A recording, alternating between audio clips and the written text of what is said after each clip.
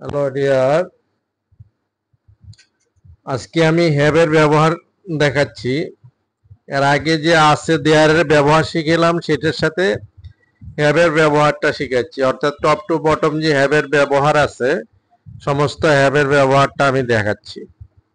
Have দিয়ে আমরা কি এর আগে পড়ছি যে there is a school in this area, এই এলাকায় একটা স্কুল আছে। আর there was a school in this area, এই এলাকায় একটা স্কুল ছিল।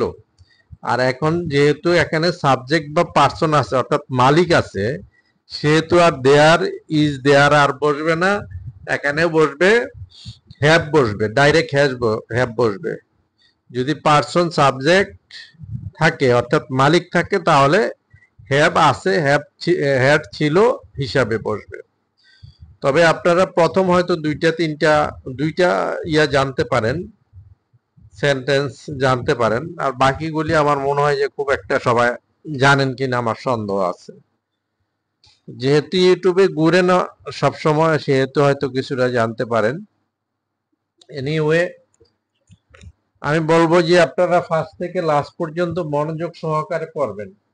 মনোযোগ সহকারে না পড়লে বুঝতে সহজে হবে, কিন্তু কথা বলতে কিন্তু কার সহজ হবে না। তাই টপ টু বটম, প্রথম থেকে শেষ পর্যন্ত প্রত্যেকটা সেন্টেন্স একটা একটা করে ইংলিশে কয়েকবার করে আপনারা পড়লে, তাহলে এটা সেভ হইবে ব্রেনে এবং ফ্লুয়েন্সি তৈরি হবে।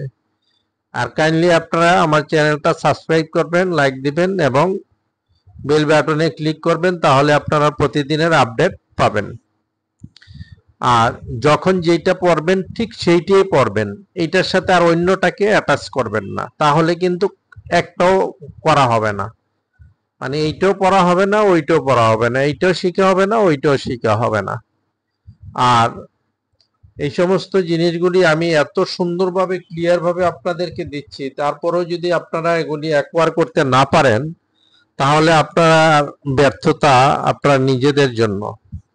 কারণ এতদিন তো ইংলিশ শিখছেন, এখন একটু কমে শিখেন, তবে ধৈর্য ধরে শিখেন, কথাও শোনেন, কথা অনুসারে মানে পড়েন, তাহলে আপনারা শিখতে পারবেন। বেশি বেশি শিখার দরকার নেই, ইংলিশ শিখা খুব কঠিন না। হ্যাঁ, তবে কঠিন হচ্ছে ফ্লুয়েন্সিটা তৈরি করা। যারা মানে অনর্গল অর্থাৎ ফ্লুয়েন্টলি স্পিকিং করতে চান, মানে সেইটা একটু মানে কঠিনও না, দেখে দেখে আপনি পড়বেন, সেটা কঠিনের কি? আপনার এমন তো না যে হ্যাঁ আপনাকে মানে কোনো একটা বোঝা দিছে, এখানে আপনি দেখে দেখে পড়বেন, এমন না যে আপনাকে মুখস্থ দেওয়া হয়েছে। তাহলে আপনারা স্পিকিং করতে পারবেন। তবে আপনারা কিভাবে পড়বেন আমি দেখাচ্ছি। প্রথম দুইটা সেন্টেন্স হয়তো আপনাদের জানা আছে, তারপরের গুলি গিয়ে আপনি যেমন I have had a house, আমার একটি বাড়ি ছিল বা বাড়ি হয়েছে। আমরা বলি না যে আমার একটি বাড়ি হয়েছে, ইমিডিয়েটলি হয়েছে। আর আমার একটা বাড়ি ছিল, তার আগে যদি ছিল তাহলে আই হ্যাড এ হাউস, আমার একটা বাড়ি ছিল। আর এর প্রেজেন্ট যদি আমার একটা বাড়ি আছে, হ্যাঁ আমার একটি বাড়ি আছে, অর্থাৎ বাংলা কথার সাথে সাথে ইংলিশ হবে। আপনি তো ইংলিশটা আপনার ব্রেইনে নাই, ব্রেইনে আছে আপনার বাংলাটা। তাইলে বাংলার বাক্যের শেষের শব্দটা যেই আছে, যেই রূপটা আছে, ঠিক আপনাকে ওই রূপে ইংলিশে কথা বলতে হবে। কিন্তু এটার হিস্ট্রিটা হচ্ছে আবার অন্যরকম, যে আপনি ইংলিশ টু বেঙ্গলি পড়তে হবে, কিন্তু বেঙ্গলি টু ইংলিশ পড়ে আপনার ব্রেইনে এটা সেভ করতে পারবেন না সারা জীবন। এটা আমি 100% নিশ্চয়তা দিতে পারি। আর আপনি যদি ইংলিশ টু বেঙ্গলি পড়েন, তাহলে এটা ব্রেইনে সেভ হয়ে যাবে ইজিলি।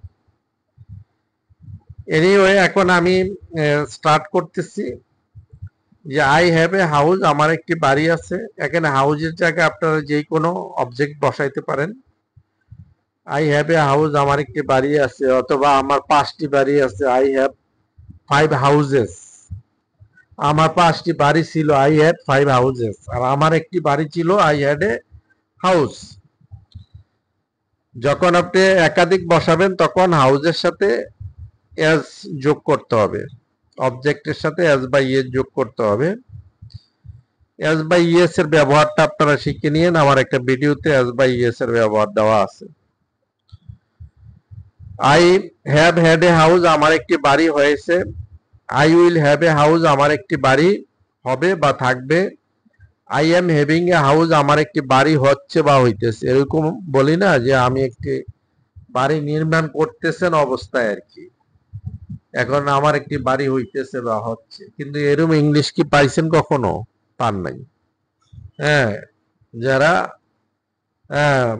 ক্রিয়েটার তারাও এগুলি চিন্তা করে নাই, হ্যাঁ, যে আমার একটি বাড়ি হইতেছে বা হচ্ছে। I can have a house, আমার একটি বাড়ি থাকতে পারে। I could have a house, আমার একটি বাড়ি থাকতে পারতো। I may have a house, আমার একটি বাড়ি থাকতেও পারে। মে মানে 50% affirmative, 50% negative. I might have a house, এটা মেয়ের পাস্ট হচ্ছে might. I might have a house, আমার একটি বাড়ি থাকতেও পারতো। I must have a house, আমার অবশ্যই একটি বাড়ি আছে। আবার আমার অবশ্যই একটি বাড়ি থাকবে, দুইটাই হবে, তবে আমি আছেটাই এখানে অ্যাডজাস্ট, এই জন্য আছে দিয়েছি। I must have had a house, আমার অবশ্যই একটি বাড়ি ছিল। এখানে দেখেন আমি রেড কালিতে যেগুলি দিয়েছি সেগুলি হচ্ছে আমাদের প্রিন্সিপাল ভার্ব, যেটা আসল ভার্ব আর কি। হ্যাভটাও কিন্তু একটা ভার্ব। ভার্ব তিনটা, একটা হচ্ছে ডো ভার্ব, বি ভার্ব, আর একটা হচ্ছে হ্যাভ ভার্ব। এই তিনটা ভার্ব যদি আপনি জানেন, আপনি অনর্গল ইংলিশে কথা বলতে পারবেন, নিশ্চিতভাবে লিখতে পারবেন। কোনটা রাইট কোনটা রং বুঝে লিখতে পারবেন। আপনি যদি কোনটা রাইট কোনটা রং না বুঝেন, আপনার পক্ষে ইংরেজি বলাও সম্ভব হবে না, ইংরেজি লেখাও সম্ভব হবে না। You have to be unsure who is the right and who is the wrong, then you will be able to speak in English.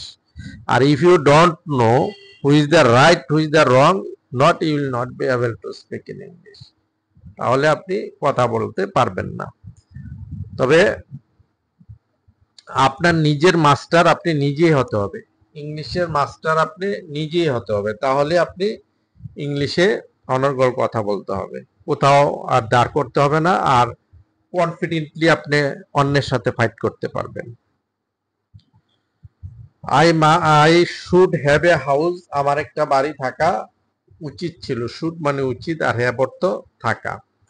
আমার একটি, এদিক দিয়া রেড কালি আর বাংলা দিয়ে রেড কালি, এই দুইটাকে ফলো করলে আপনারা হবে, অত সামান্য একটু ব্যতিক্রম থাকতে পারে।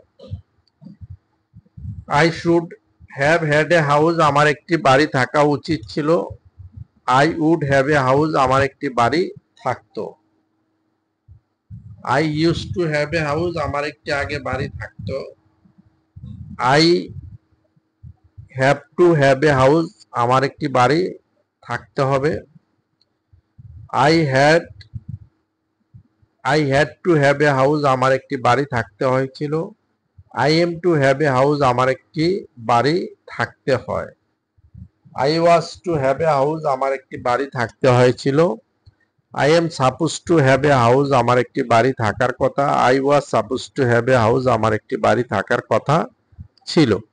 আপনারা যদি একটু নোটিশ করেন যে আমি ডো ভার্বে যেইভাবে পড়াইছি, ভি ভার্বেও এগুলি আসছে, আবার হ্যাভ ভার্বেও এগুলি আসছে, শুধু খালি ভার্বটা চেঞ্জ হয়েছে। ডো ভার্বে যেমন গো, কাম, টেক এগুলি দিয়ে পড়াইছি, আর ভি ভার্বে যেমন am, is, are, was, were দিয়ে পড়াইছি, এরপরে বি দিয়ে পড়াইছি।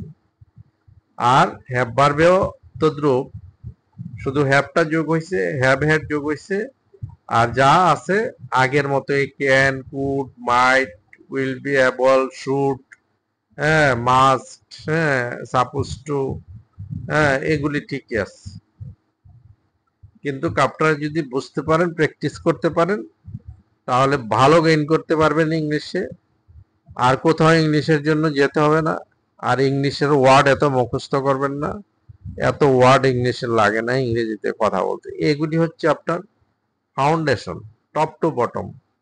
মানে এখানে যতটা কয়টা আছে, 21টা, 21 সেন্টেন্স আছে, এখানে 21টা তালা আপনারা উঠতে পারবেন। স্টোরিজ, 21টা ফ্লোর, একটা বিল্ডিং এ 21টা ফ্লোর যখন থাকবে, হ্যাঁ, আপনারা যেমন উঠতে সমস্যা হবে না, হ্যাঁ, অন্তত কি জিরে জিরে উঠতে পারবেন, আর না হয় কি লিফট দিয়ে উঠতে পারবেন। কিন্তু উঠতে পারবেন যদি আপনারা পড়েন। ওকে, আপনারা এই পর্যন্ত পড়বেন, ভালো থাকবেন। আর আজকে এই পর্যন্তই রইল আপ টু দিস টুডে। আল্লাহ হাফেজ।